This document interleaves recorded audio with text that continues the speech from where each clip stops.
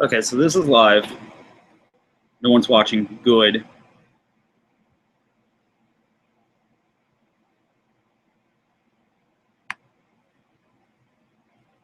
Okay, so this is live. No one's watching. Good.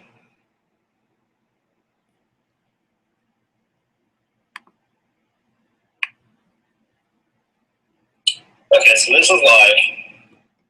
No one's watching. Good.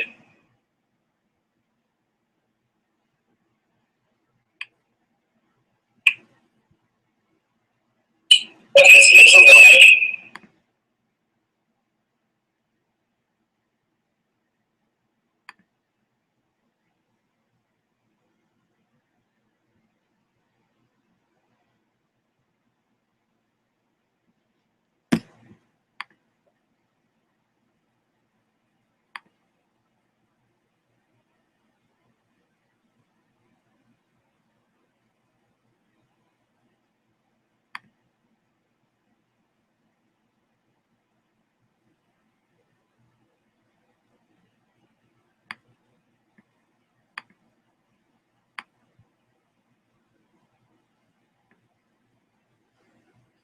By the way, don't watch this. This is me just learning how to make this work.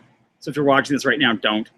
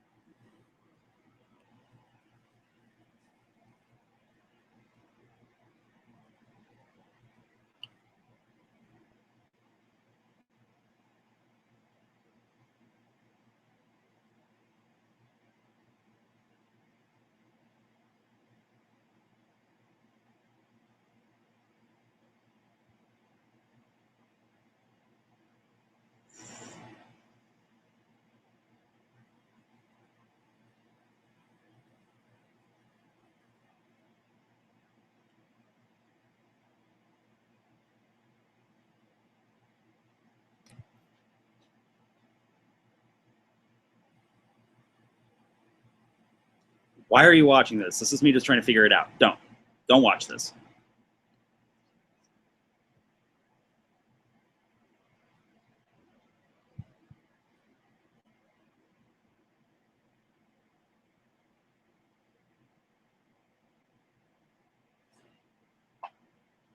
So if I go here to links,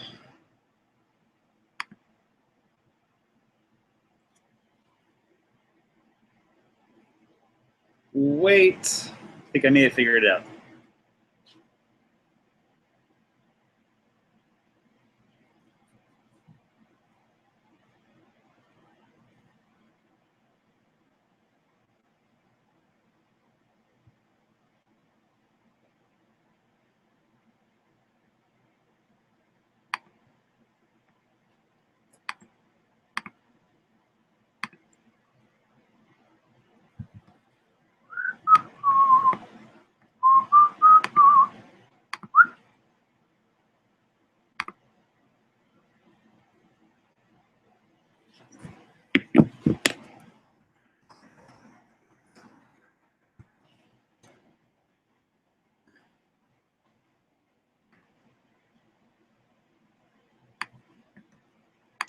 Like I said, if you're watching this, don't.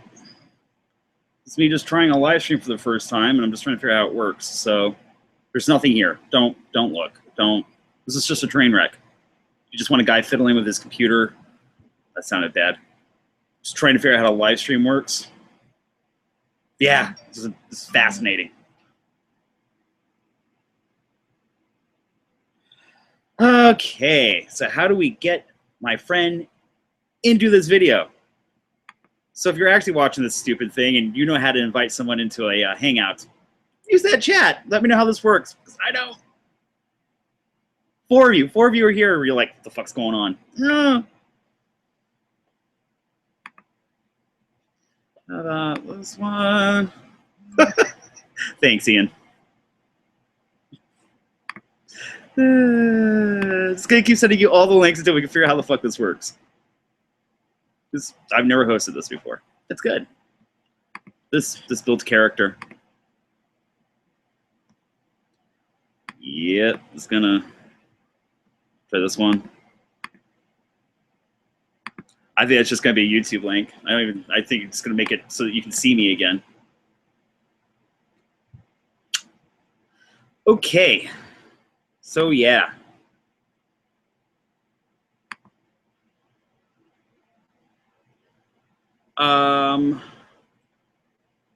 So it says to invite people, and I've hit that icon, and then I sent the invite to a friend's email, but I don't know if he's still in through like Google Plus, and he's not getting the invite on his end of the internet. So I'm not quite sure how to do this. Someone, please use the chat over here on the side, and tell me how to invite someone into this thing. But this is how most like telephone party lines started. Just a person like picking up the phone and randomly like going, "Hey, someone, talk to me. You know, if we just charge $1.99 a minute, make a 1-800 number, we can make a lot of money doing this." That's pretty much Google Hangouts.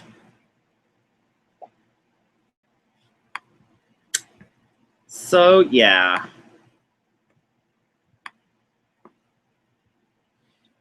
Okay.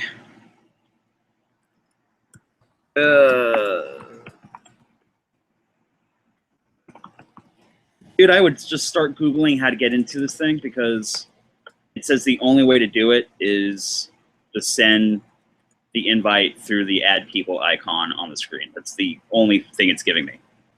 So that's fun. Really, really fun. By the way, who are you people that are watching this? I told you guys not to watch today. You see something really funny? This guy's gonna try to learn how to live stream, and it's gonna suck, but we're all gonna watch him suck. It's great.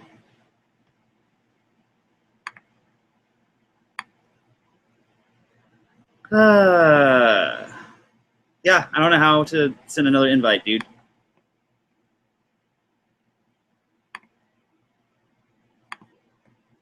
So yeah. You can add a photo, you can add emojis and stickers, can add a person to the actual group. That's great.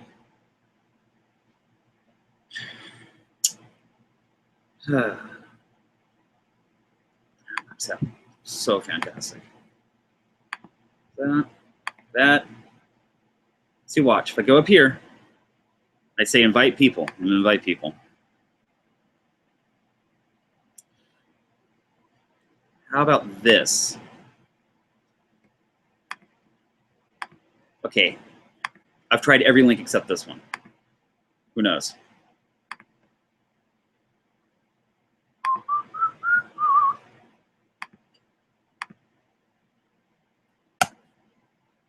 Try that one. Who knows?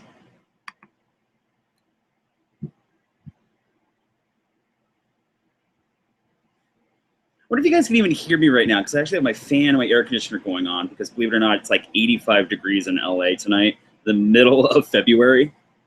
That's a lot of fun.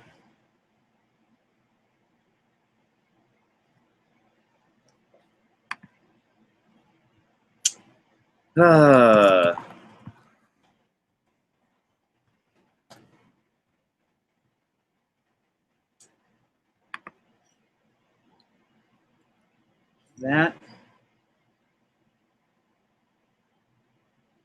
I'm going to go on Twitter right now and tell people to check this thing out.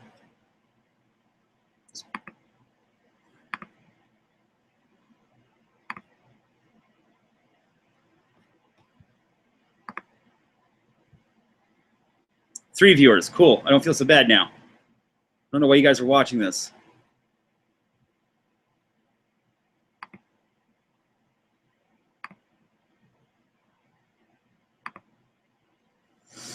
These two are helping me here. Wait, did it work? What? Oh! Am I in? Yes. Hey, Ian. Hello. Okay, Finally, the now, internet comes through. Now I know to go, when I do the ad, that's where I find the link, because the invite's not going to send everything out through Google the way it's supposed to. So now I know. See? Now I've learned. So I didn't advertise this tonight. So this is just us like talking and hanging out for just a few minutes. I might even Who run are off. the other people? Who are the other people viewing you? Dude, I don't want to know. For like the last 15 minutes, I'm like, guys, why are you even watching this? Welcome to Amateur Hour. Pretty much. This is how a 1-800 party line started. Like just a person just calling out into the ether and seeing like what they rope in. Like, I don't know, what do you want to talk about? Oh, what are you into? 199 a minute. I knew Savannah was gonna ditch us. I knew it. I just had a feeling. No, she basically said that her computer, it's brand new, the camera isn't working, and she was going to try to do it on her iPad tonight. So when I texted her about 15 minutes ago, I'm like, hey, how's it looking? And she's like, I quit and I got rage drunk. So I bet. I'm sure that's what happened. So she's probably causing debauchery in downtown LA right now. Probably. I'm assuming that's where she lives. Did she, if I remember correctly, well, I'm not going to say, because if we actually do that, I don't want to get stalkers. Oh, I need to get used to that. I can't be sharing personal information. Well, I don't know if she lives in LA. That's the point of the whole thing. She lives in LA. We're all in Southern California. All right, let me go turn off my air conditioner really quickly so I'm not yelling.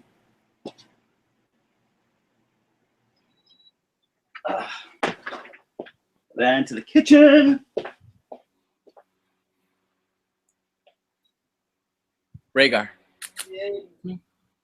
Oh yeah, there you go.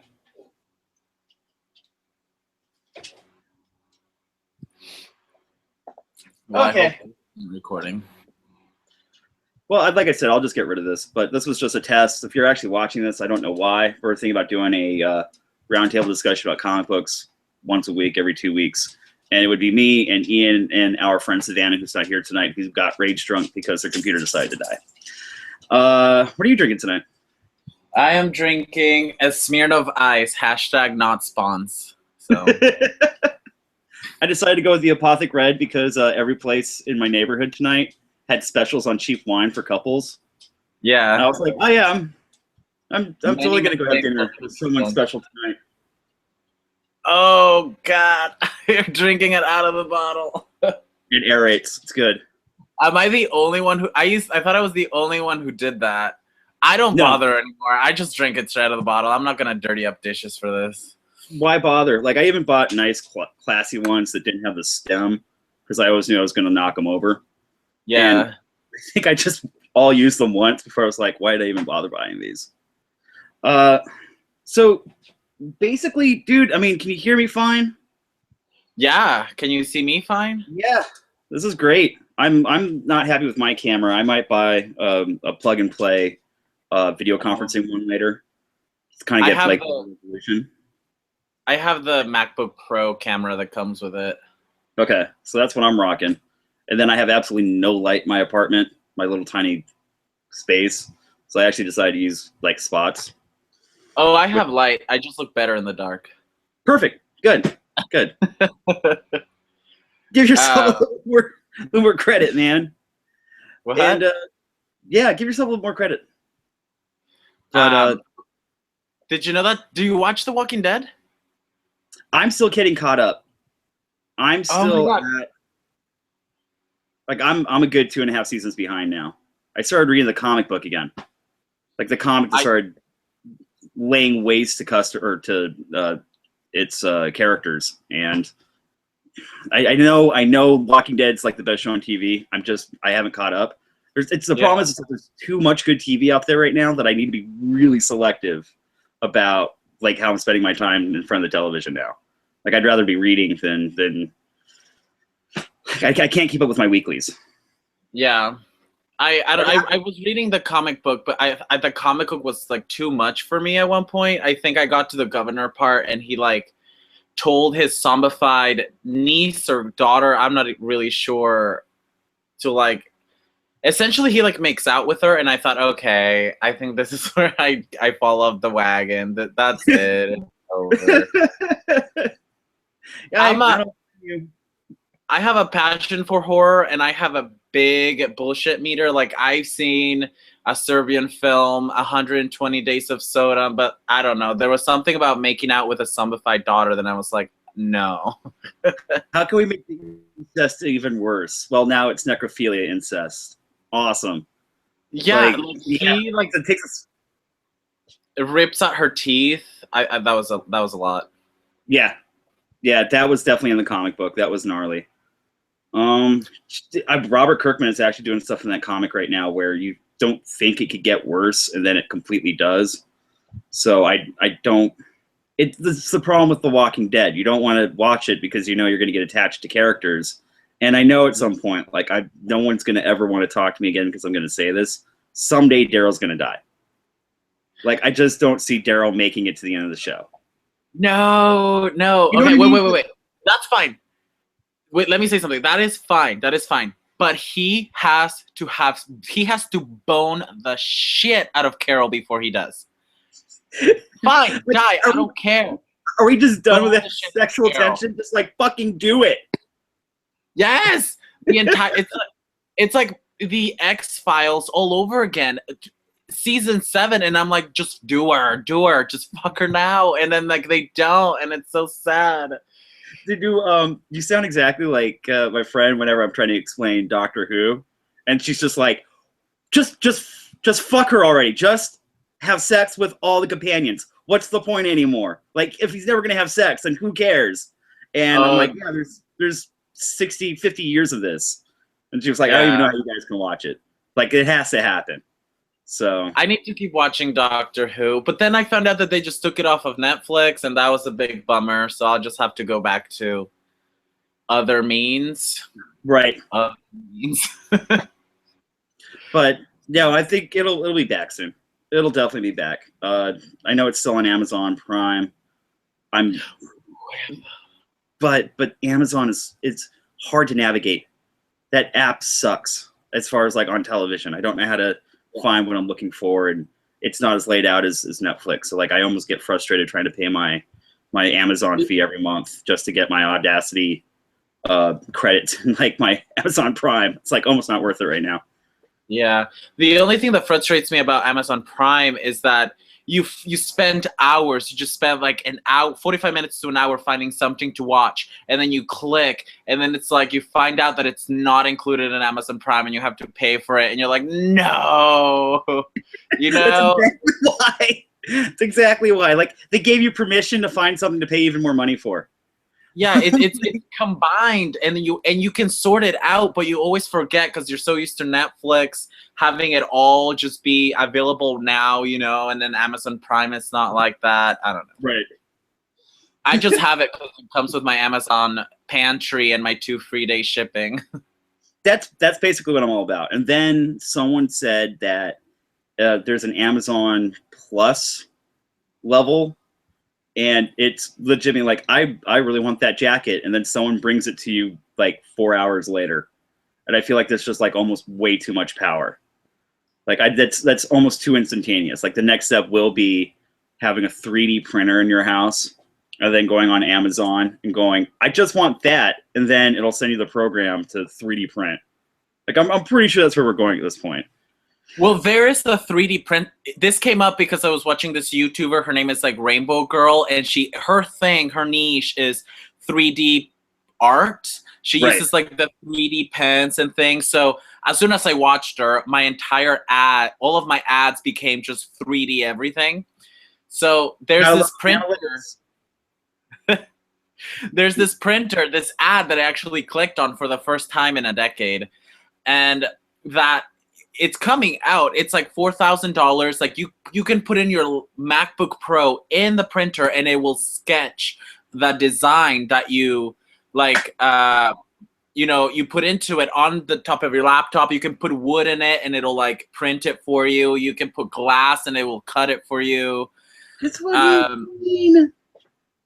That's crazy. It's too much power. I know. Like, I mean, that's kind of cool though. Like, if you need like a hammer, you can like print one. Right. Like, or if I needed a wine glass right now, like, oh, I decided to be classy tonight.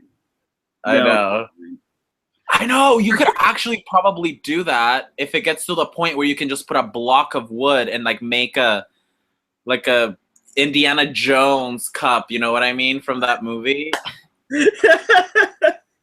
I don't know. Like, take it to the Comic Cons. Like, oh, you have no idea how long it took me to make this. Yeah, it's $150, guys. You have no idea. Meanwhile, you're just like pressing a button. The machine's doing all the work for you. Yeah. All right. So what else? What kind of stuff do you want to talk about when we do this? Like, just comics in general? Do you want to talk comic culture? Do you want to try to figure out when we're actually going to get Savannah on this thing?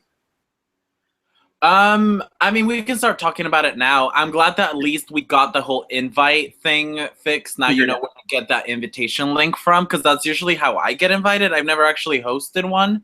Okay. I just get the link and it's easy, kind of like how you just did. I just clicked on it, I signed in, and it was fine. That was my big thing, because every time I'm the same way. I've never hosted. I always get invited to.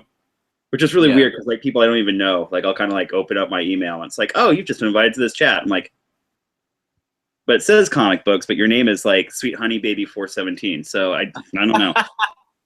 but I'm glad we got that figured out. We'll figure out segments more than anything. What are you reading that you're really excited about right now? Is that a question, or is that what we're going to be talking about? Yeah. No. I just want to know. Like. Oh, well, right now, because I try to keep because what I figured out about reading comics is that if I have just all of these stories I want to read, I just won't get to any of them. So I just have to have 4 to 5 good books that I'm reading. Okay. So at a time, and then I just let them run its course, and then I move on to another 5 stories, because I feel like what you get into trouble when you have like 10 to 15 like books you're reading, and then you just you're so overwhelmed you just don't get to them at all. But right now I'm reading The Vision, which is awesome. Yes. That thing is it's getting scarier too. That got damned. That book is I don't know. That book is amazing. I've been waiting for that book for years, literally years, after reading Clive Barker's Next Testament. There's so much cool stuff to do with the Bible. Why aren't people doing biblical like mythology stories? Yes. Yeah. I don't know. I mean, it's funny because when I was a kid and my mom was forcing me to go to church. Well, she didn't force me. I understand why, but the only thing I ever cared about was Revelations, and then they freaked out. The six-headed dragon, right? Yeah, it's like, no, I want to read about the end times, and they were really kind of worried about me about. Like, he's really fixated on the Revelation stuff. Like, maybe we should kind of... Here's the book of Job, where he gave up everything and lost his family. Like, oh, wait, no, that's not a good idea either. And then when you start to kind of break it down, the Bible really didn't bring... Like, I was more into, like, the really far sci-fi aspects of the Bible, if that's a thing. Yeah. Like, it was just, like, weird and creepy. But it's really hard to imagine that all the Bible stories that we've ever gotten are really kind of tame and PG compared to what's actually in the Bible. Yes. Like, is that weird to say where... No. I'm going through this like kind of like weird journey where I'm not turning religious. I don't practice, and I don't have anything against people that do. Mm-hmm. But I feel like I'm 26 now, and I'm starting to think like I need to find meaning in my life. I can't just keep playing this like IRL Monopoly game for the next 50 years and then call it a day. Like, I need to actually like figure out what's going on, and I've never actually looked into religion for an answer. So I'm starting to kind of like go to church. So I started going to the potlucks, because if anything I'll just get fed. So I started going to the Wednesday night potlucks, and then last Wednesday I went with my friend Kim, who's a pastor's kid. I know. Mm-hmm. And no, it's okay. and she just said, it's Ash Wednesday. There's a mini mass, and after the potluck was done, we went into like this gigantic room with a cross, and there was chanting. The organ was playing. I thought like I was in the Twilight Zone. Like, to a regular person, that's normal. I haven't been inside a church in almost a decade and a half. But worship is such a weird thing to experience when you're not used to it. You know what I mean? So there was people in a line and putting ash on their foreheads, and everybody was coming back with like a plus sign on their forehead, and I was like, what the fuck am I doing here? No, it's strange because you're right. Like, if you're brought up in it, it seems completely normal, and then you kind of like, it's only as you get older and you kind of like start to distance yourself from it, you start to realize how weird you sound, going like, hey, so like, where do you go to church? And people kind of look at you like, I don't think you understand the rest of the world does not work like that. So when you talk about that whole, it's almost the spectacle of worship and people all singing together at the same time, and these strange, like, weird hymns. And especially, like, I was brought up like hardcore Catholic, so we did have the hymn book, and the hymn book is just, it's really strange, but it will be a freak out for a normal person. It's so funny that you mentioned that. In fact, I don't think I ever realized that until now. It was an otherworldly experience, just because, like, because I was going to the potlucks, and everybody's so nice and normal, just insane, like mainly older people.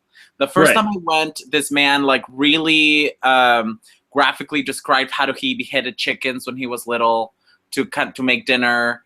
The second time, a woman said the N-word several times. So I was like, this is cool, that just, I love that I got to reach the insane community. These are my people. So it's like, we pulled back the curtain, and you probably saw the wizard, and it was like, oh no, I want to put the curtain back because I'm enjoying this show way more. Yeah, so I was kind of like having fun. So like by the third time, it was Ash Wednesday, and then it got real, and then the organs from The Omen were playing. Everybody was standing, and I'm not trying to be offensive in any way, but it's just bizarre to just look at people and how much they're into their religion. I don't know. Well, no, because some people need that. Like, it brings a structure to their life that they can kind of rely on and lean on. As far as, look, I don't have anything wrong with it. It's just, I go do your thing. Please follow like the peaceful humanitarian aspects of it. Don't start wars in the name of your God, and please respect the fact that everyone believes that you're going to believe in something else that another person does. Like, it's so strange. That's such a hard concept. But that's probably what, like, the goddamn is all about, because I mean, that comic starts off with the invention of murder and the idea of like, I'm doing it in the name of a god, and that's where like a lot of all those religions start to spin out from, which is really kind of weird how we brought that conversation back. But yeah, so I don't know. I mentioned this to one of my friends that was religious, and because they all want you to go to their faith, right? Yep. So the very next day, my friend says, because I mentioned, I've been thinking about reading the Bible, as literature, as a book with life lessons that I could learn from, maybe take something away from. But when you tell somebody that, like, oh, I'm reading the Bible, they automatically think you're religious, like, and I'm coming from a place where, oh, I'm just reading this book to get something out of it. Right. But they don't see it that way. Well, I mean, just like you would pick up any other book. Like, one of my favorite books is, what was it? Something in the Art of Shoot. It's one of my favorite books, and I can't remember the name of it. But anyways, it talks about these guys going on a bike ride journey. The Art of Motorcycle Maintenance. And one journey is these two guys going on a bike ride, but the other half of the book is him applying his Buddhist beliefs to that ride and the experiences he was getting out of the life experiences he was getting out of it. Mm-hmm. Am I a Buddhist? No. Is it still one of my favorite books because it teaches Buddhism, ideology and like the different ideas where it came from. Mm-hmm. That would have been, it's the exact same thing as trying to read the Bible and go, I'm trying to pull something out of that out of context is going to affect my life rather than it being like a specific religion that I'm supposed to follow. And like, this is the pamphlet they hand you on the way in. Yeah. No, I think you definitely approach it like a book. That's the best. And right now I'm at the part where the Sodom and Gomorrah part, which is the best chapter in my opinion. You know what I mean? It's just crazy. Like there are these two angels who come to like investigate, and because there's it's a city to be known to have like just debauchery and evil just running rampant all over the place. So Right. God just sends two angels to investigate, and then the holiest man in the city like offers his two daughters to rape, so the villagers or the people in the city don't rape these two angels. And I'm just like, okay. And this is the holiest man in this entire place. But imagine if you made that a comic book. like everyone would read that. I know, I'd read it. Like, wait, hold on. I don't think I missed. Okay, if you gave me the pictures along with it, now I have an understanding of like, this is something someone is swearing actually happened. Like, yeah. I definitely want to see that. It's definitely one of the craziest books I think I've read, and I'm not even like halfway done. I think it's hilarious. And the funniest thing is that my friend got me a Bible with my name engraved in it. Yes. Yeah, that's a thing. I feel like such a gangster. I've been showing everybody my Bible, like the homeless person on the street. It's great. I think that's awesome. I like the fact that that's a really sweet thing that someone actually did for you. Like, I mean, even if it might seem weird for you, that's like a genuinely cool, sweet thing, thoughtful thing. It is, and I love books. I have nothing. It's a book. I love books. I think books are great. You know what I mean? But that's as far as it will probably go for me. I'm just going into it to learn something from it, to kind of like help me figure out this life thing, because you don't really get a handbook. You don't, and I think it's kind of a very, very nearsighted if you're going to look at just one text and take everything you can out of life from that one text. I think it's way cooler to like, I don't know. I think the more experiences you have, the more experiences you read about. That's going to form who you are as a person, rather than the rules of who you're supposed to be. And that as I'm getting older, I'm probably in the same place you are, where it's like, I like to be a free thinker and I like to think for myself. I get really afraid that people who get too far into religion, they've just turned off that part of their brain. Like, I just don't want to think for myself. You guys do it for me. Yeah, exactly. It's a little bit sad in a way, because I just feel like once you get into that mentality, you stop evolving, and when you stop changing, it's just a very dangerous path. You know what I mean? But yeah, when you start stagnating, we get people who are afraid of change and growth. Like I used to fight change, and now that I'm like getting older and like I realize that change brings like new things and greater things, and you become a better person because you had to face a situation with change. Like, it's just been, I wish I'd learned this stuff 10, 15 years ago. Yeah, like, I wish I could go back to 16 with my brain now. Wired this way. I would be the president by now. You know? I'm letting us know that we have it all figured out. 1 second. It's all good. You and I have it figured out. But going back to comics, I'm also reading Alias, because I did watch Jessica Jones for the first 4 episodes. I didn't really like it, mainly because I am familiar with Kristen Ritter from Bitch in Apartment 23. Which I really love that show, by the way. I don't care who knows. I love that show so much. It was quick. It was sassy. She was strong. Like, it's really sad to see a show like that get canceled, because the lead character was this, sassy, bitchy, successful, like, female lead, and then boom, bye. I don't know. Well, I think a lot of people had a problem. The same thing happened with, Karen Gillan. She did that My Fair Lady TV spinoff. She's the leggy redhead from Doctor Who. I'm going to forget her name. Anyways, both those characters were like characters who were incredibly self-absorbed but knew who they were and were authoritative.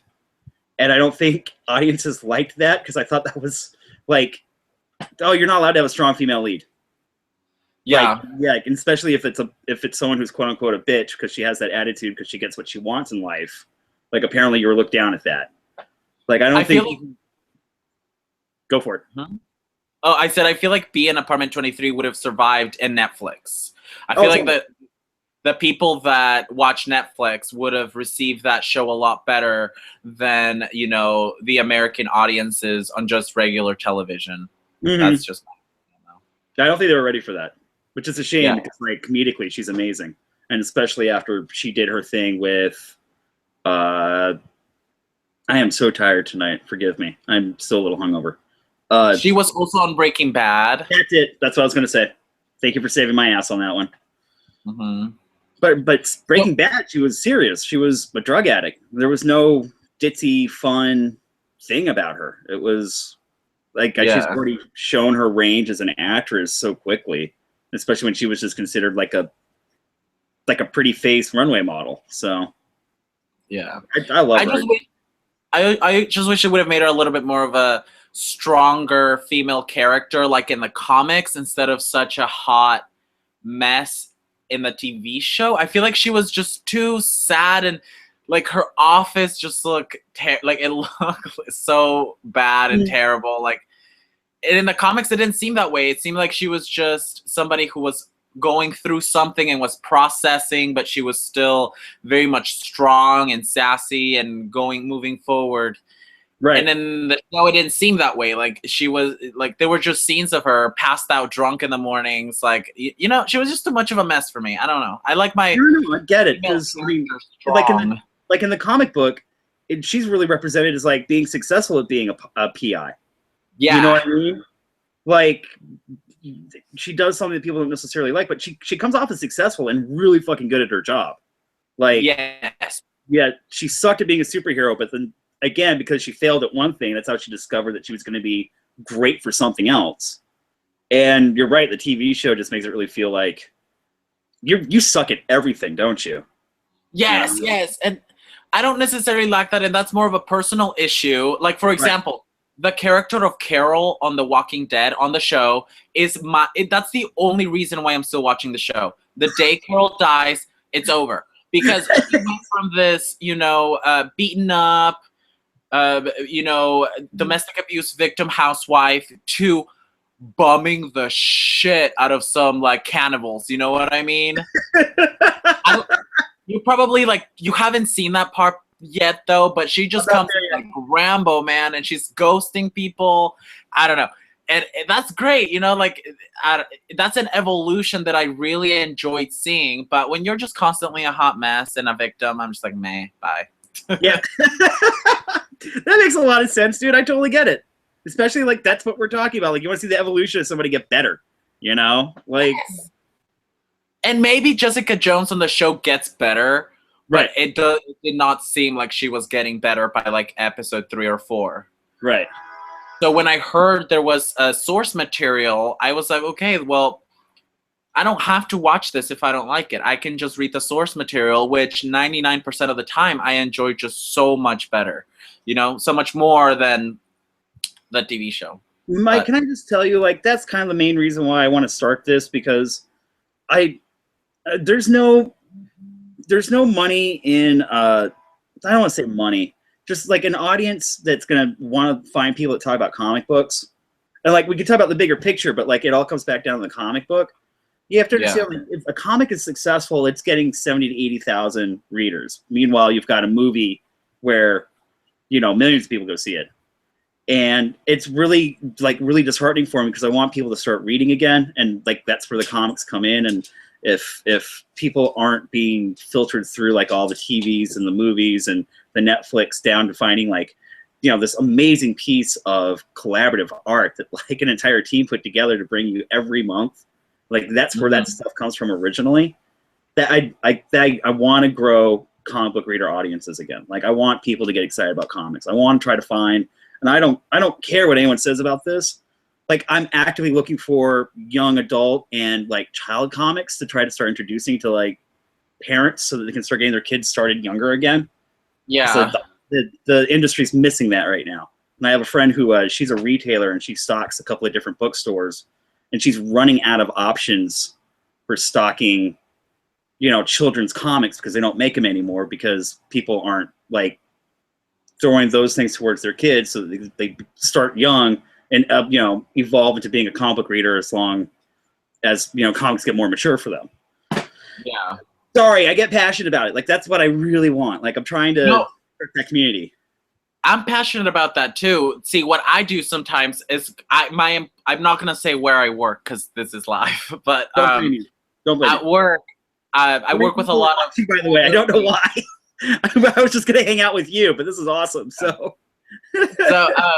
I work with a lot of older ladies who have kids, and they're always like telling me like their kids don't read or they just have difficulty at school because, you know, everybody loves talking about their fucking kids. And I just go, you know, well, have you tried comics? Like, why don't you? It'd be a really nice thing for you, a relationship to have with your child, to go to the comic book store maybe on the weekends and go pick up like 1 or 2 titles for them, like Cartoon Network for their shows. The shows have comic books. Nickelodeon, their shows have comic books. So that's how I try to hit that at work. I actually just did it the other day. And I always tell them, like, let me know. I will pull out the titles for you that you should check out. And literally all you have to do is buy them so you don't have to deal with the people, because that's another problem that plagues and puts off people, is that comic book staff at comic book shops are assholes. Dude, it's 50% of the time. I'm gonna say 50%. I'm gonna say 50% of the time.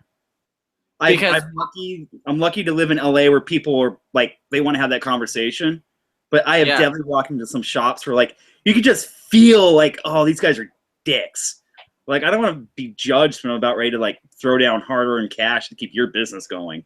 Like, yeah, and it's bad. And I remember like when I first asked what a pull list was.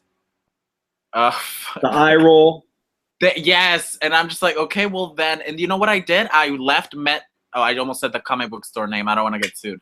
But I left, and I was like, screw you guys. I'm going to Amazon. So now I just give Amazon all my money because customer service is great. Nobody's eye-rolling me. And, you know, I don't know. It's bad. You can't, I don't know.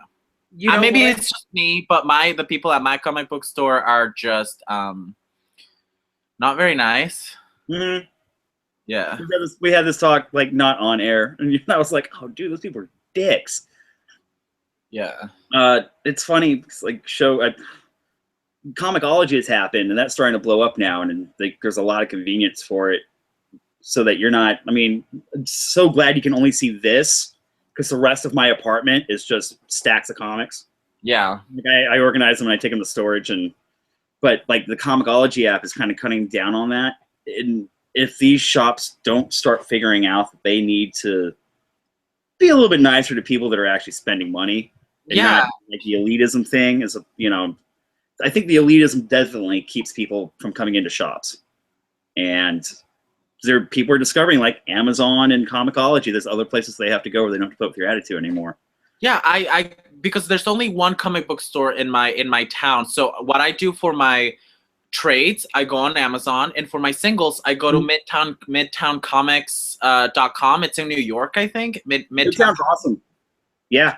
So that's what I do. I had to go elsewhere because I was like, I can't be treated this way. I just can't. You know? You shouldn't. Hold on a second. I need to go find water and a lighter. I'll be right back. Oh, okay. Yeah, the fact that the dog's about ready to chew on something. That's my cat, whoever's watching. She's looking at me from the bed right now like, Dad, what are you doing? He's laying in front of the fan because it's hot as shit in February. What the hell was this, man? This is so goddamn hot.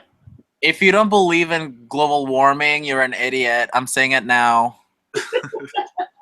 Yeah, please keep taking money from big business, saying like that there's nothing that we have to worry about. Do you see my cat? When a cat is laying in front of a fan, it's global warming. Thank you. Where did I? No.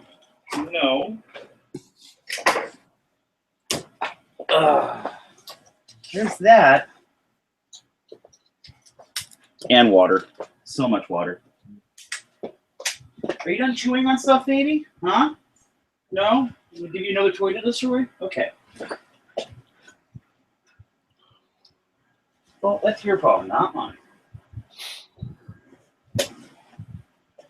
How do you view chat? Oh, What's that's that? Yeah. I'm just poking around, figuring things out, see how I can view chat. Nobody's on, I don't think.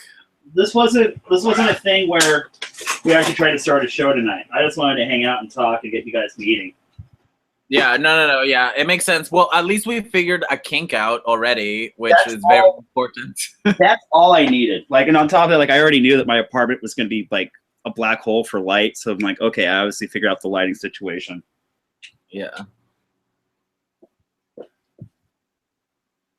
Can I find anything tomorrow? Wait, is that the Kirk box hero that we never got to see on the Plopcast like years ago? Yes.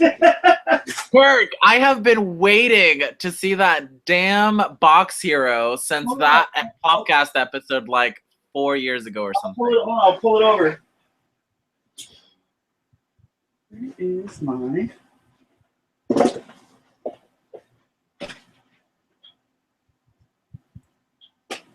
What in the name of... All right. There we go. Need a lighter, but yeah, here. So the guy who made 19 and Tyson's little guys when we first started on the podcast, cool. He made me one too. And I put the other things away because I was going to lose them.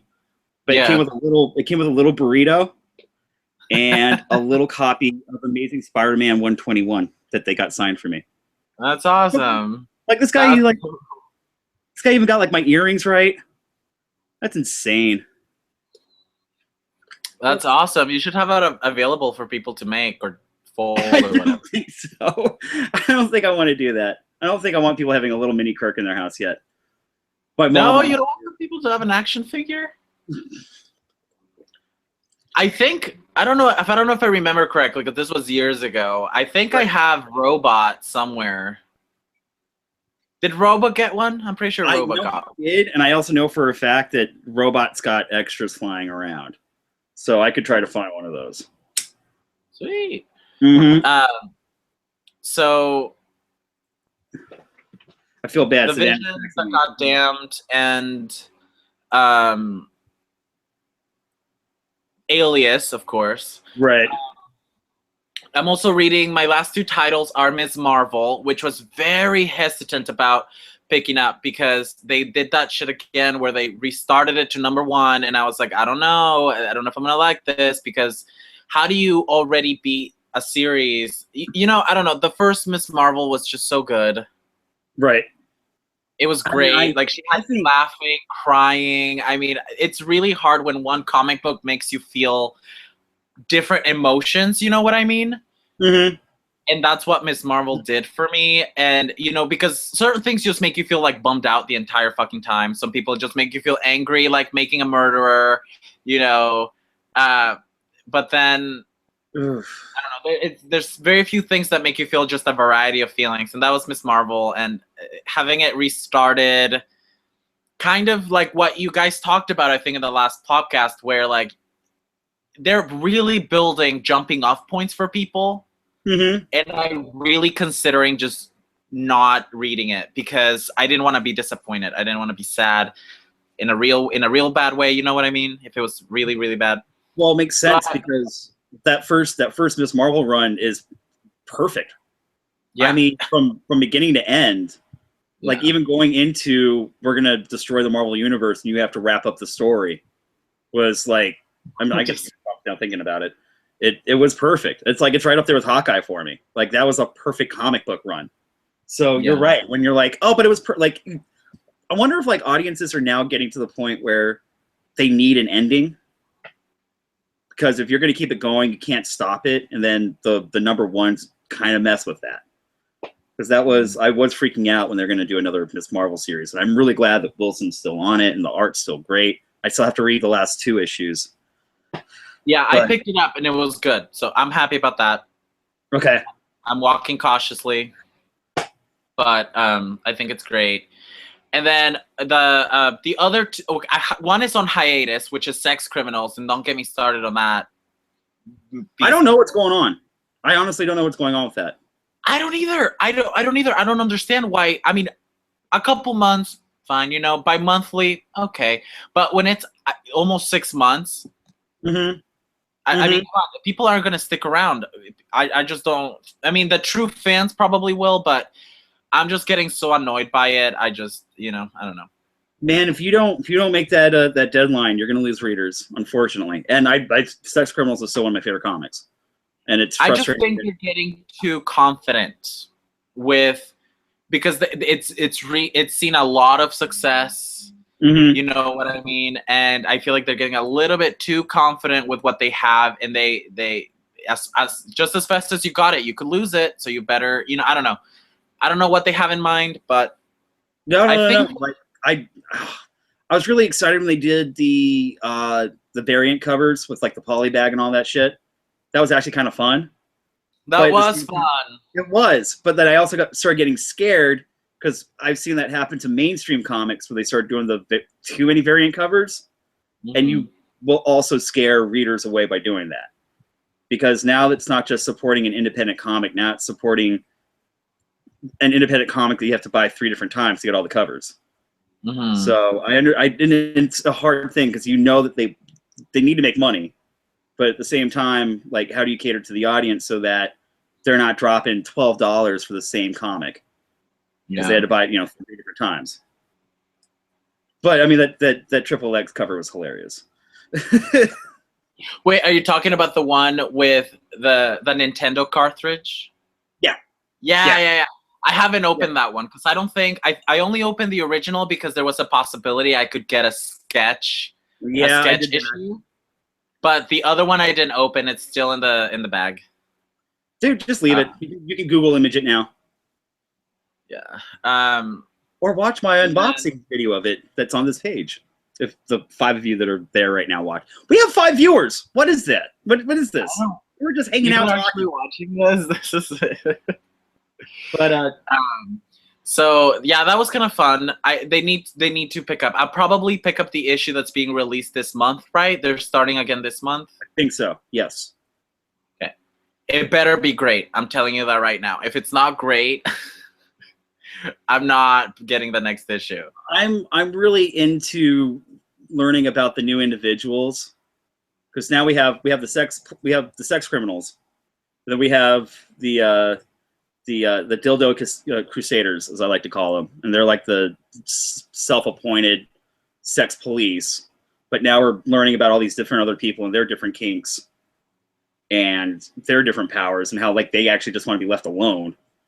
But I want more introduction to those new characters. So I'm having so much fun like reading about all of the new powers. Like I was not expecting this to be X-Men, sex-crazed X-Men. Yeah, dude, I didn't even think about that. Like each new weird what do we call that power? What should we call that? Like the cum power? The climax power? The climaxing? There's time stopping, then there's the ghost phantasm thing, and there's also the hentai cum creature tentacle, right. Cthulhu thing. But you're right. It's like they're each this weird kinky X-Man. Yeah. But like I also like the girl that's asexual. I thought that was really cool. I thought her story was really great. I know. I really did have the feels for her. Yeah, that was really big for me because it was like, I don't need anybody. I have me, and this is my specialty, and I don't. It's funny because I think if you introduce like an asexual character, right away you take the element of codependence away from that person. Like they don't have that. I think it's going to scare readers because it's like, well, that's a confident character that doesn't need anybody. So what can you do with that story? And I think it's going to be really intimidating for the other characters, not to mention some like readers. Like I love that character. I want to know more about like what her thing is, and I'm really into that.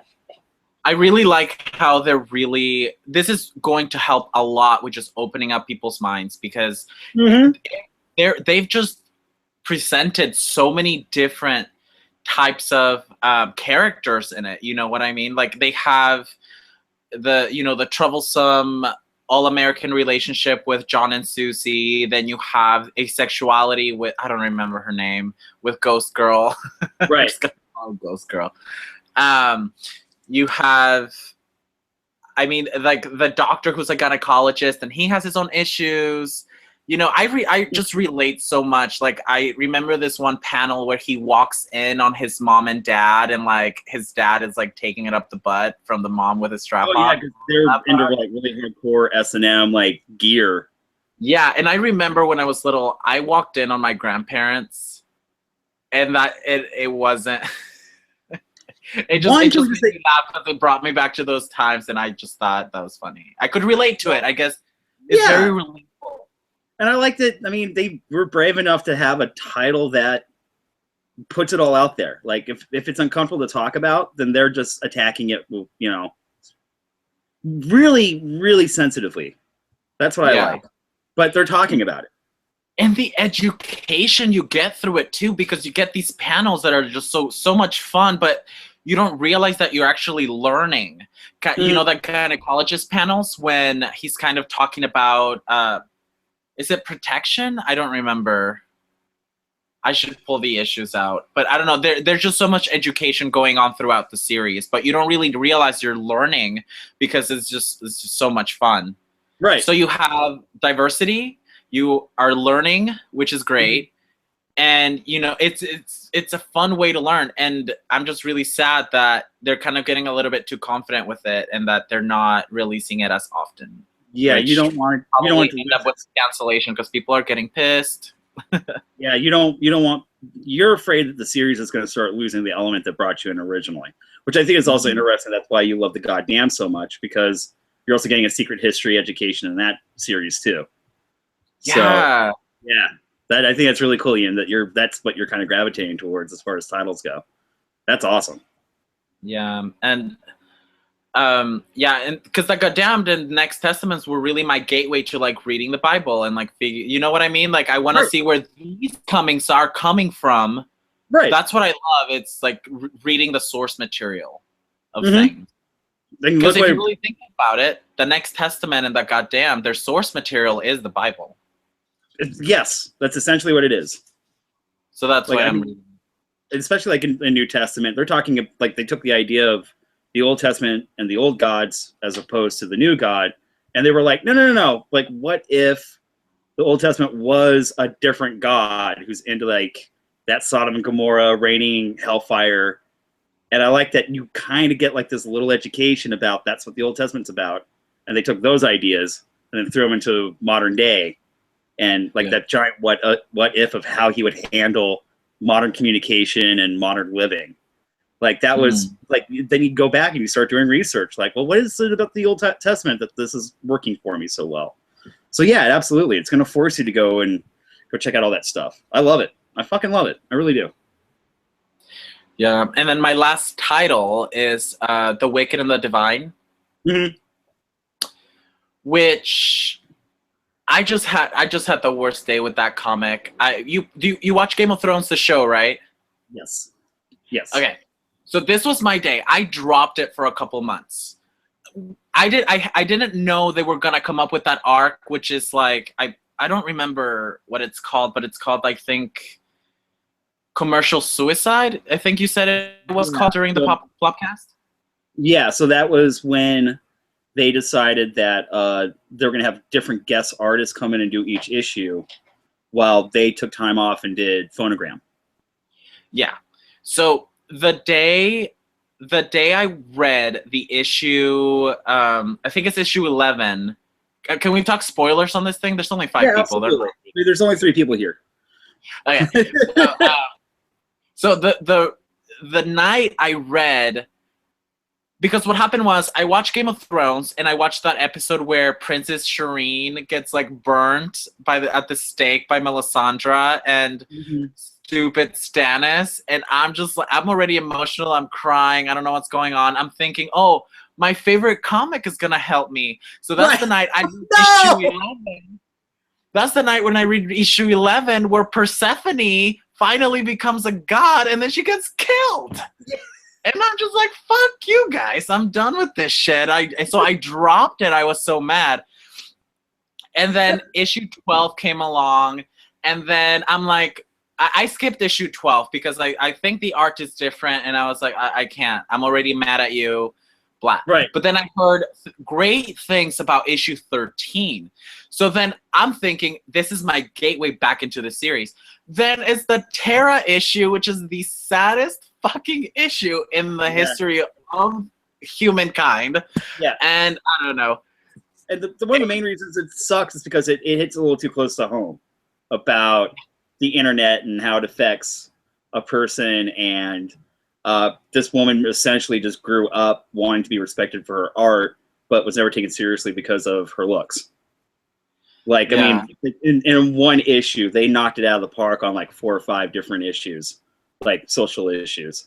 And you're right. That, I mean, by the time you get to the end of that, like, and on top of that, she gets robbed of her suicide. I would never get angry over someone being robbed of the fact that they committed suicide. Because at the end, they switch it so that it makes it look like it was murder as opposed to her just giving up. Which I thought, like, in the very end, like, that to me just steals so much from that character. Like, she was completely misunderstood her entire life, even in death.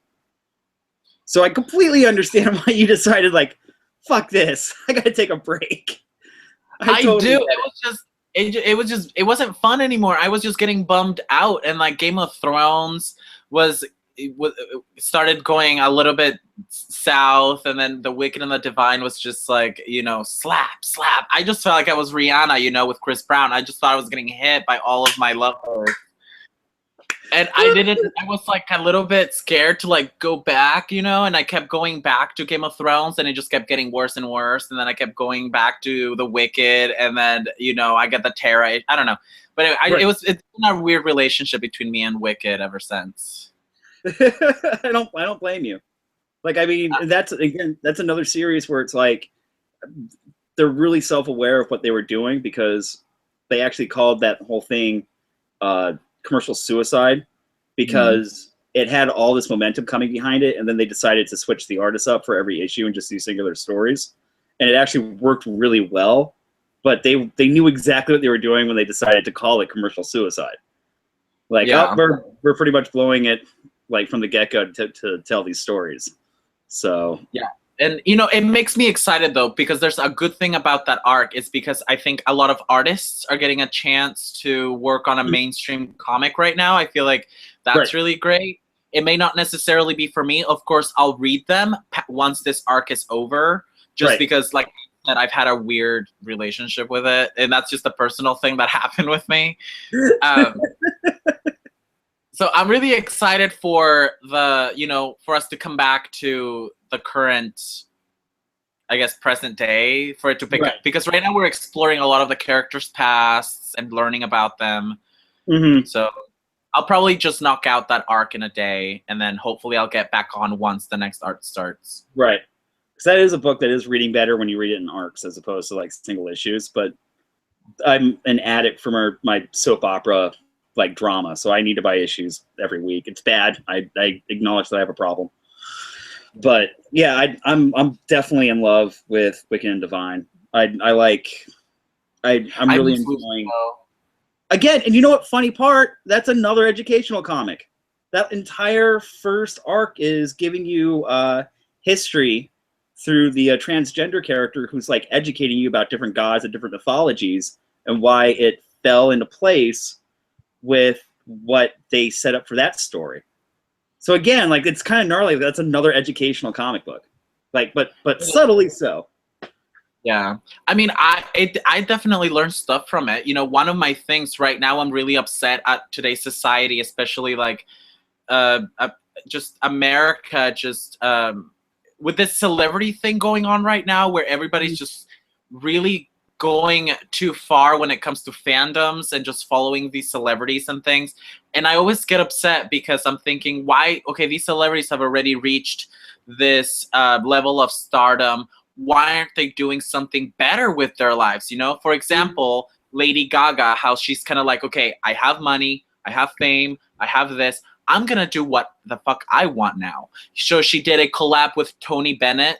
She is singing the national anthem. She's doing very creative, talentful things. And I'm like, you go, girl, because you sold yourself out for a few years, and now you're doing whatever the fuck you want to do. And I'm like, that is what I wish every celebrity would do. But then I read the Tara issue, and I kind of learn, you know, not every celebrity can be expected to do that, because like Tara, like whenever she tried to play one of her songs that she made, like she got the wrath of the audience. And that can very much happen in today's pitchfork society, where one false move and you're on a shit list. You have people, your life could be ruined like that, you know? And it's so funny because, like you said, these are artists.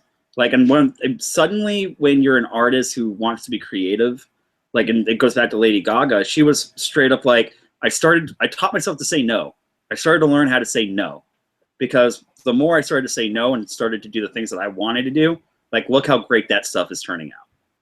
And yeah, you're right. You're absolutely. When it comes to Tara, it was like that poor girl was trying to say no by doing her music and her songs, performing with a mask and trying to get people to understand and respect like her original content and like creativity that she was trying to do. And you're absolutely right. Like, people took her the wrong way. Oh, she's a cunt. Oh, she's a bitch. Oh, fucking Tara. Like, yeah. It really did help me have sympathy for these people that have public figure status, you know, because I may want them to do these things to kind of like move past this persona that they built, but they can't. I mean, you know, it just showed me to be a little bit more understanding and compassionate about their situation in a way, you know.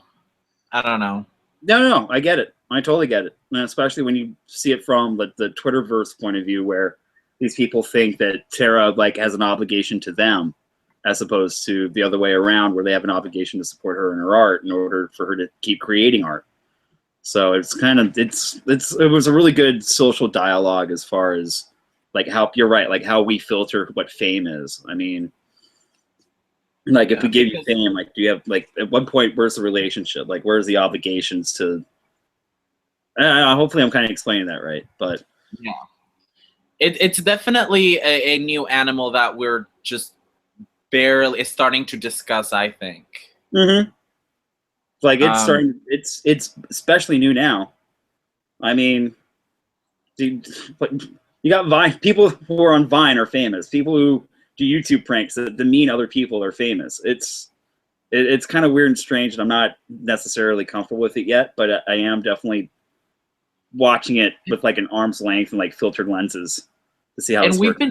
We've been seeing this for a while, because we really do have to realize that these people are real fucking people, because you know, like you have all of these celebrities dying from overdoses and alcohol and things, and I'm sure that their own fans have a lot to do with that, because when you're hearing on a daily basis like you're shit, you're fat, you're this, you're that, like it really, you know, just looking at myself in the mirror and I'm bummed out. Can you imagine having tens of thousands of people telling you you're ugly, fat, and untalented? Nitpicking every little tiny thing you fucking do, and you like you said, you've got millions of voices doing it all at the same time. Yeah. Like you're right, it's amazing. It definitely helped me humanize celebrities. I guess it's what I got from that issue. It helped me humanize celebrities and really kind of just be a lot more understanding and compassionate towards them, you know, because they may have all the money in the world, but they pay for it. Right. Yeah, so that's the truth. You know, you have to give something up to receive. So there's, I mean, I always feel really bad for any celebrity that's like, I can't go out in public anymore. And when I was younger, I used to be like, well, bullshit, you're rich. Like, everyone knows who you are in the world now. And, like, as I'm starting to get older and I realize, like, a lot of the times I don't want to go out and just stay home. Like, that's kind of a gift. And then when I want to go out and do something, like, that's literally a luxury I have that some people don't. Like then I think we take that for granted a lot. Like I can go out the door and go to the grocery store and like just mind my own business. Someone like that, like I don't, Brad Pitt can't go to Trader Joe's really quickly. That's a bummer. Can't take his kids out, that sort of thing. Yeah, so those are my titles right now that I'm really keeping up with. Okay. And I read something here and there, like sometimes I'll just hear about an arc that I really should read, and then I'll read it. But right now, those are like the titles that I'm picking up. Okay. Dude, this is awesome. Like I'm excited. If anything else, I'll try to, because now that we actually have a Comixology account with the website now, which I don't know when it's going to be up, and it could be tomorrow, it could be in 2 weeks. We're still waiting, but yeah. Dude, it'd be really okay. I mean, if anything else, I'll try to talk to them and see if we can add you to the Comixology list, and you can read some digital comics if you wanted to. Yeah, no, I read mostly digital, and then I'll just buy the issues of the trade paperbacks of what I really want to like buy, because space, it is an issue right now. Yeah. No, I feel you on that. And if you, dude, you know what I found is the magic of eBay, Okay. where I have this eBayers who I'm guessing are Rhaegar. What are you doing? I don't know what my cat's doing. I've had something in my tooth the entire time. Look at that. Look at that. What is that? I don't know. It was I think it was oregano from the Greek salad I had earlier. My teeth are my teeth are high maintenance. These things, they need constant work. We figured out the link. We learned that we need to make sure we really look at ourselves before we're going on camera. Right. Figured out the link. I actually I feel bad because working nights, like my eyes, I'm going to be that guy. My friend's going to come over with good cover-up eye makeup for my dark circles if I ever do this online. So, yeah, I'm cool with that. I have no problem admitting that I'm probably going to wear some makeup when we do this. Whatever you got to do. I'm like, I look like I just worked 10 hours at the bar and then drank all night. And that's exactly what happened the other night. You should do a vlog of you going to Sephora and filming your journey into getting the perfect foundation or cover up for your circles. I will probably Periscope it because I called my friend. She works over at Mac. She's like, oh yeah, we'd love that. Like, okay, cool. So yeah, I might. Who knows? I'm bummed that Savannah couldn't join us, but her computer is. Homegirl is out there having fun, creating havoc. I'm sure that she had no computer problems. Right. No, I think she's home. I think she's down and out for the night. Is she? Yeah. Yeah. I wish her. She just tweeted, or actually on our direct messaging on Twitter, she said, "I'm a failure." Oh, no. Should I be mean? Just kidding. No, don't be mean. Don't be mean. Don't be mean. We're gonna send her comic books and cupcakes, and we'll invite her back next week. Okay. But yeah, okay. So we got this figured out on your channel, right? Right now it is. Yeah, I'm gonna do that for a while. Then, because we just got the Deus Ex Comica YouTube all set up. But there's no one on it yet because we don't have any content. So like all the podcasts and stuff will start going on over there. We'll start doing this here on my channel, and then over the next few months, we'll slowly move it over to Deus. But then all of us can tag ourselves, and you can share the video on your page too. Which is like when I was doing all my top fives, they were on one channel, and then I would add them to my favorites list on my page so people can still find them. So. That sounds good. I feel bad. I haven't been doing anything on YouTube because I've been busy. I know you had a channel going on in there, and it was building an audience, and yeah. But then you moved. I didn't know you had moved to comic book. It was a thing called Comic Impact. Yes, Comic Impact. And I was doing a lot of work. I was writing for them. That's when I figured out that I wanted to start writing and doing reviews again. But like their video content started to do this, and I was literally the only guy besides the podcast doing anything. And that whole thing kind of crumbled apart because one of the owners was a giant douchebag who's a complete creep, and I have no problem saying that because fuck him. You don't treat people like that. So we all decided to start and do our own thing. And so now that website is almost ready to launch, and I accidentally nominated myself to be the social media guy. So this is the one thing that we're going to do.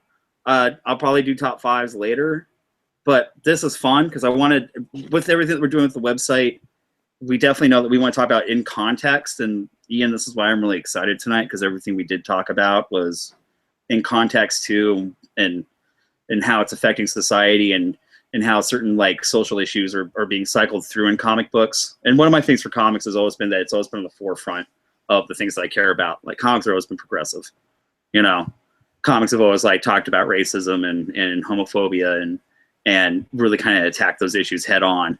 And that's why Look at the X-Men. That's why I get so frustrated when I watch these fucking movies and they're terrible, and then you read the comics and they're great. You know, I don't know. And people need to start reading the source material.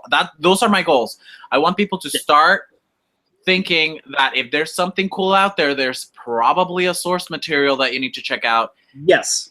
And instead of just reading for fun, you need to read to learn, because I feel like people are just too. How do I say it without sounding like an asshole?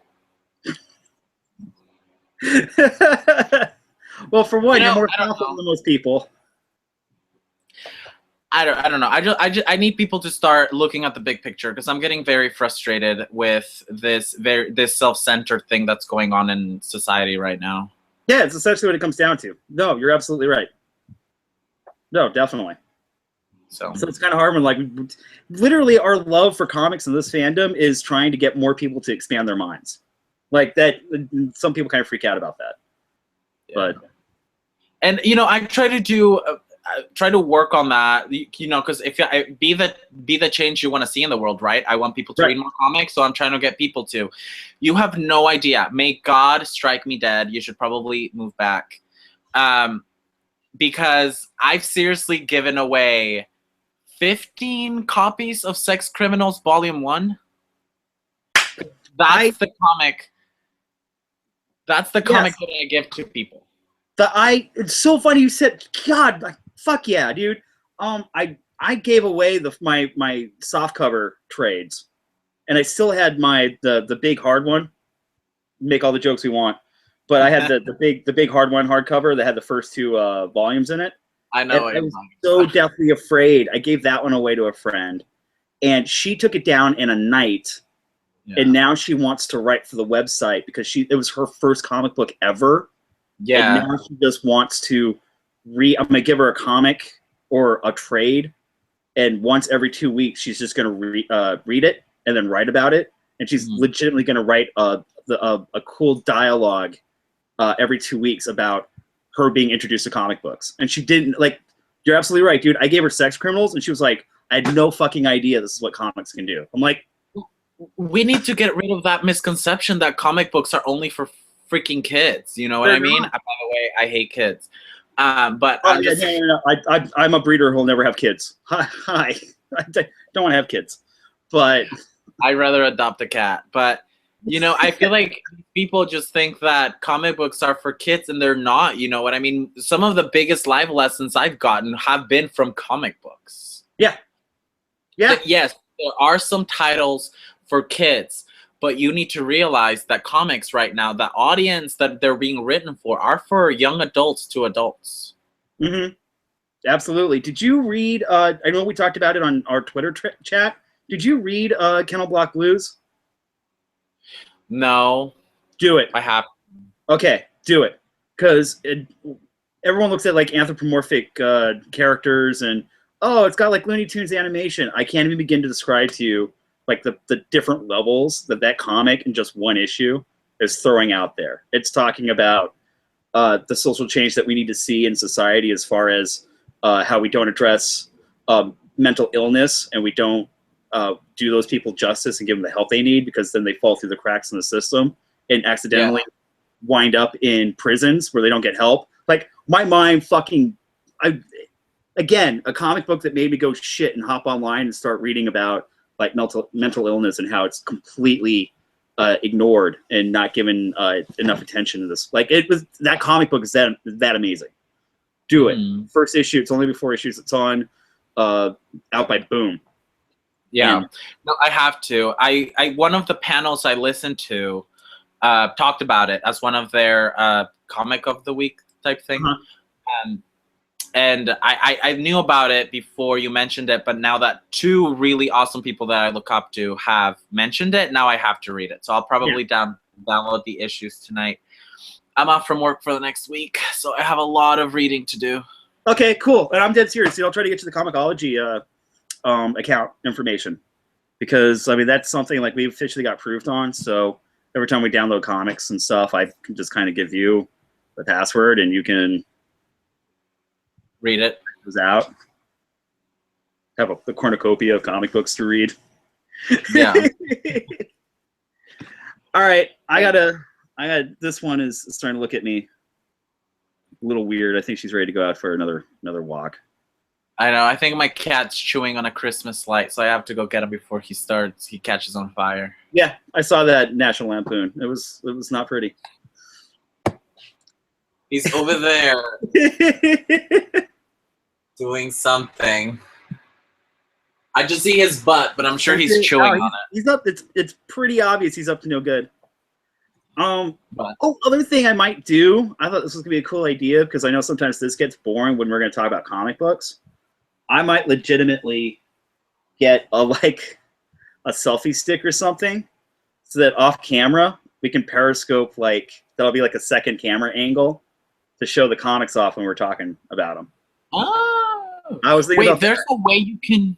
There's a way you can instead of your face, it's your screen, so you can show things on Google Images and things. Or if you have the digital copy, you can open up the book. Oh, awesome! All right, so I'll start looking that up next. Control room, because I saw one of the girls from one of the panels I watch doing it. Showcase screen share. I think it's screen share. Let's see. How do I? Oh, okay. Let me see if this is start. Can you see you? Oh, sorry. Let me do that. Okay, so that's me. Oh, I see what you're saying. So that is the screen share. So if you want. Wait, I'm too scared to start opening things because I don't know what's going on. I don't know if that one porn that I really liked is still saved on a tab. So, okay, so that's another thing we'll do. But anyway, how do I stop sharing screen? Yeah, that's why I was poking around. I was trying to figure out all the different options. So when desktop, Google Hangouts, start. No. Okay, I don't know how to do it. Well, I got control room here. Desktop, Google Hangouts. Wait, can you see my face? I can see you right now. Yeah. Now you're back to normal. Oh, okay, cool. Okay. Yeah. So we're good. Yeah. This was good. I would have loved to have Savannah here, but she's too busy running around being awesome and hot. So yeah, I'm pretty sure she's pretty much just decided to go out and break all the hearts tonight. So, but just she broke mine. Aww. Oh, look at her. One and only woman who's ever done that. Dude, I can honestly say, I've known her for years. I already told you, she's one of the most badass chicks I know. She's badass. She has so much dirt on all of these comic book entities out there. But I want to know. If you ever, we'll definitely talk about that not on air. But man, you have to understand. At one point, I was I want you guys to have a background.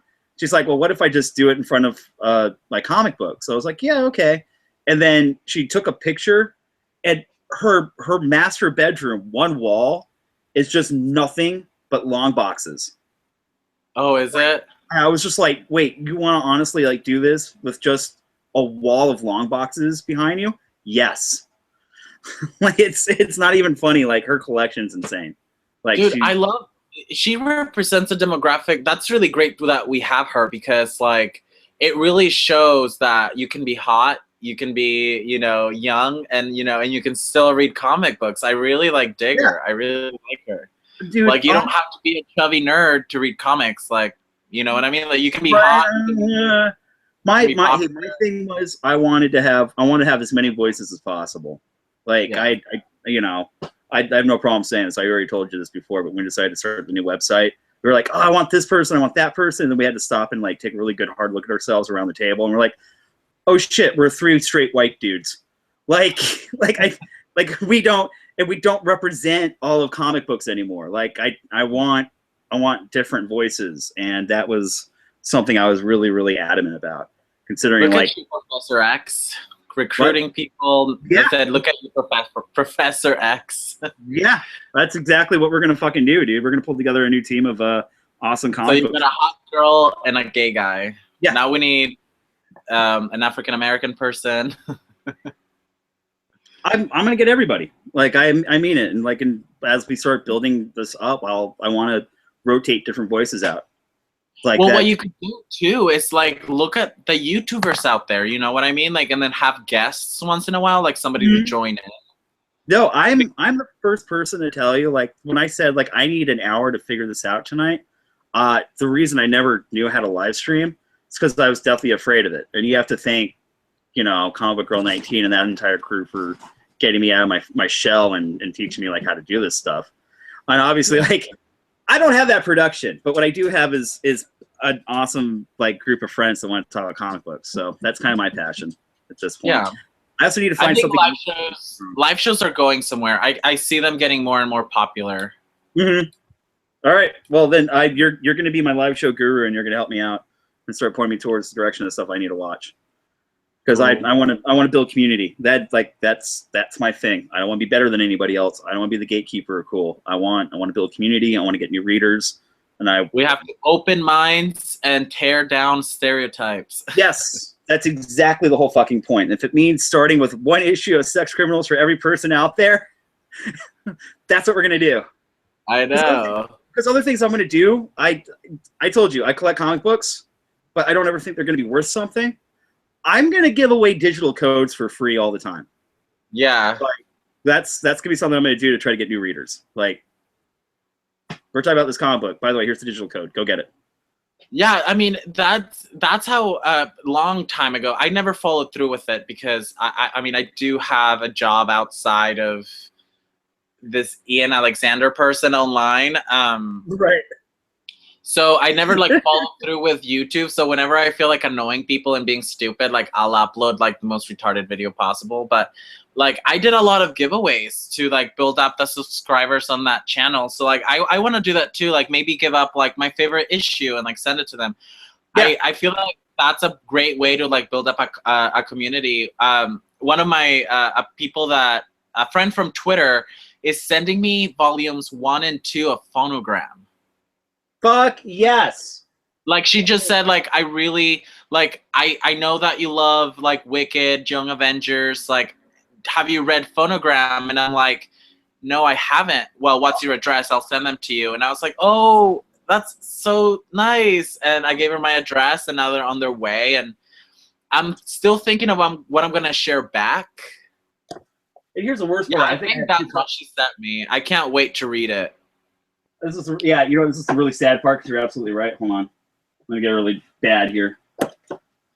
Yeah, so I totally have 2 copies. I need to be starting to start doing that. Yeah. Actually, I think one of these is signed though. Hold on. Okay, so yeah, this one I keep. This one. Yeah, is that one signed? Yeah. Dude, I'm the first person to admit when it comes to meeting, Lemmy Kilmister once bought me a beer in Vegas, and I got to hang out with him and Dave Navarro for a half hour, and I did not freak out. When I met the creators of Phonogram, I was like a blubbering idiot at Comic-Con, like, can you find this? Yeah, you're the reason why I want to be a writer. I mean, shit, you guys are awesome. Like, I lose it. I fucking lose it. Yeah, that bad boy's signed. That's my next thing. I need to level up as a comic book reader, and I need to start going to these cons because I need to start meeting these people that have just like taught me so much. Like, I want to meet the writer of this sculptor. Is that what it's called? Dr. Cloud. Yes. Also, That story broke my heart into a million pieces. I've got that one signed, and then he's the reason why long time ago he wrote a comic called, I'm not making this up, it's called Comics and How to Understand Them. And it's a comic book that and he animates himself as the narrator. So it's a comic book about understanding comics and where their history came from and how their ideas break down and how we naturally gravitate towards reading panels and our eyes automatically know where to go next. And it blew my fucking mind. Like it annihilated me. Like that was the one that was like the straight up, I got that about 10 years ago. It was a kick to the balls. And that's why I was like, no wonder I'm so attracted to this art form. It's fucking amazing. Yeah, so that should be one of our goals too. Is just building a community, getting people talking with each other, sharing things with each other. I think that's like a great way, to start. I think we're gonna be super positive, and people are gonna hate it. No, we're gonna be super positive but truthful though, because if there's some fuckery going on, I'm not gonna stay quiet. I don't want you to. I'm sorry, but I sometimes you hear about some of these comic book creators and. Like, nah, that guy's a fucking douchebag. He shouldn't work in Hollywood. He shouldn't work anymore. So I'm with you on that. Yeah. We talked for almost over an hour. Did we? Yeah. See, you and I can do it. So now we just need to try it out with Savannah, and then we'll see. And we'll start getting people involved, dude. Ian, I'm seriously fucking stoked about this. By the way, nice to finally meet you. Nice to meet you. When you decide to like head up from where it is you live, we got to meet up. So, dude, you got to do WonderCon. Yeah, I'm thinking about that. I'm thinking that's what I want my first con to be. I don't want to go to Comic-Con, San Diego Comic-Con. That does not sound fun for me. I don't. It is very overwhelming. And I got my pro pass this week, and I can honestly tell you that even though like we're going with a group of people, the only way I handle con is by going off and doing my own thing. I know this sounds very, very strange, but if I'm constantly at like the mercy of what other people want to do at Comic-Con, I go fucking crazy. So like I'll meet up with them and go get lunch and dinner later and go get drinks, but like con for me is like I go to the panels I want to go to, I go see the creators I want to see, I go do that stuff. So I definitely learned like for the bigger cons. Yeah, and I feel like San Diego is more about if you want to meet or see in person an actor you want to you like love, but I'm not a very big actor fan. Like I really do admire more like artists, like writers, artists. That was the whole thing. Like I didn't do the people who stand in line overnight for Hall H to get to see a preview for a movie that's going to go up online like 5 minutes later. I couldn't do that. But could I get into the Kelly Sue DeConnick, writing panel? Like, I got in right away, and that's how I started my con. And from right then on, I was going to all the panels and meeting creators and going to the Image panels and going to the Scott McCloud panel. Like, that for me, that's Comic-Con. For me, that's it. It's not, oh, they announced a Supergirl show, and you get to go meet the actress. Like... Yeah, but I'm not putting down people that want to like meet actors. I mean, that's great. That's fine. No. That's not necessarily what I want to do. And I feel like for me, the smaller cons are probably a better start because I do want to meet the writers and the artists and, the people that actually make it happen. Because the actors are great, but it wouldn't happen if it wasn't for the people behind the scenes, That's exactly and those are the people I want to meet. The creative people. Like, I mean, dude, when I met Chip Zdarsky, I was like, so can we just pose weirdly, awkwardly, sexually seductive and make everyone laugh? He was like, oh, absolutely. And like, so it's me and Chip Zdarsky just doing like the worst sexy pose. Like, and I'm like, that was me getting a picture with a rock star for me. That was really cool. I would really love to meet Kieran Gillen and just get like a picture, besides the fact that I'm extremely sexually attracted to him. He's very British and he's very witty and he's incredibly charming. It's ridiculous. I would much rather meet him and take a picture with him than with I don't know, Kristen Ritter, for example. Yeah, that was when I was like, I want to write comics shoot, and he was like, oh, that sounds very great. So here you go. Here's your comic. Thank you for reading it. I was like, oh, dude, you're so British and witty, and I forgot to say what I was going to say. I got to go.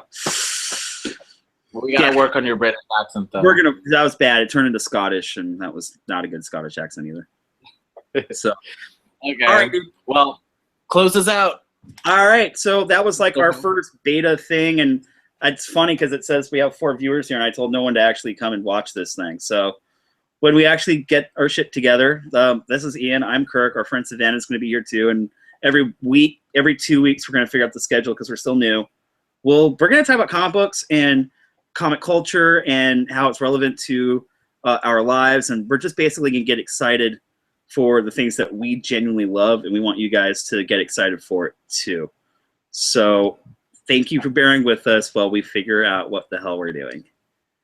Yeah, this was fun though. It was just to hang out and really talk about what we're gonna do, and I think the main goal is to use what people love to bring them back to comics. Yes, you know what I mean? I think we need to read.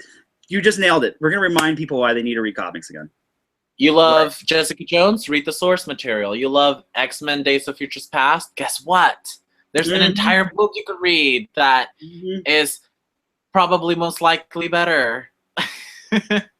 And about that much better? About that much better? All right, dude. I'll text you a little later because I'm definitely gonna go to the bar and have a drink. So. Okay, I'm gonna stay here and be sober. Oh, darn it. Well, yeah, my Sunday's my night off, so I'm definitely gonna go find like a bar stool and lurk like lonely women that are not having a date tonight, and then not talk to them. I'm just gonna hang out at the end of the bar. We gotta do that Cougar cruise or whatever. The what? The Cougar cruise? What was that? The yes, the cruise for like older ladies. Like literally, because I told you I work with older ladies. Right. This girl named Lily Yepes was like, oh, oops. She's like the epitome of a cougar. No, I need to stop her name's Lily, and she's like the epitome of a cougar. And she went to this cougar cruise where it's literally like people in their 20s with just like women in their like 40s and 50s, and it's just like this, like, I don't know, sexual pit of like, I don't know. It's well, then, we need to do that. We'll definitely do that, and then we'll definitely talk about it. Yeah, we need to find you a rich sugar mama. There you go. No, I'm totally cool just being the nerd who's staying busy about starting up his own business right now. I'm okay with that. Okay. I have a dog. I'm fine. All right, I'm gonna stop this thing. I'll find you later. Okay, bye. All right, bye, dude.